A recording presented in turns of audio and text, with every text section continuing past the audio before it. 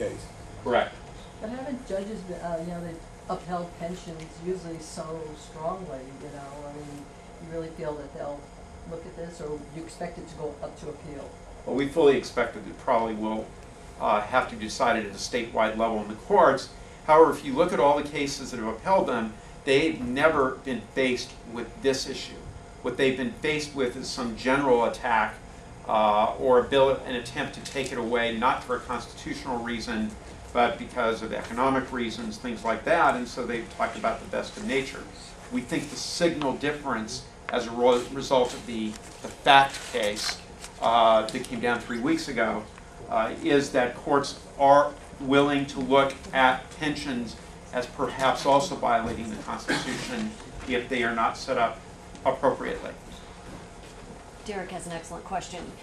If you guys have the 3-2 vote, do they stop getting that extra benefit, or does it have to wait till it goes through the court process?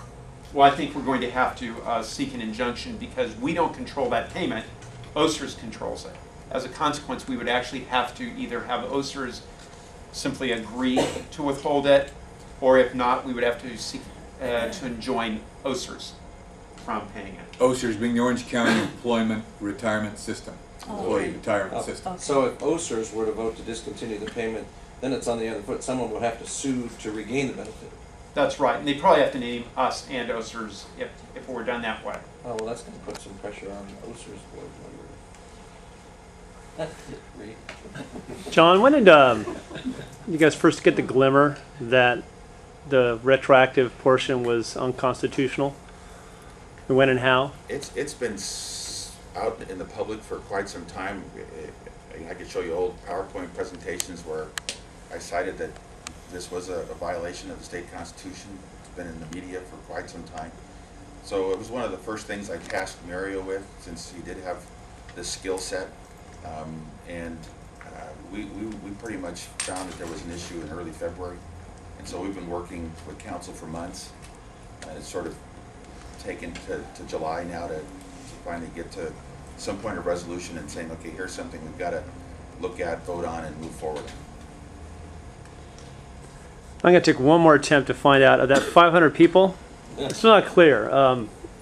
The ones who retired, how many of those retired on June 28, 2002 that would, if this all comes through, will have their pensions reduced by 1/3? I mean, I know there's some of the people have blended, or is this a number that nobody has at hand right now? We don't have it pinned down. With Tony Rakakis, kind of anticipated maybe 25 people that have retired since this became effective. Not real sure yet with the deputy sheriffs, but we haven't been conferring with OSERS, so this is sort of new to them as well. Okay. So now we will as Mr. Fleshman recommended, start the next step of this process.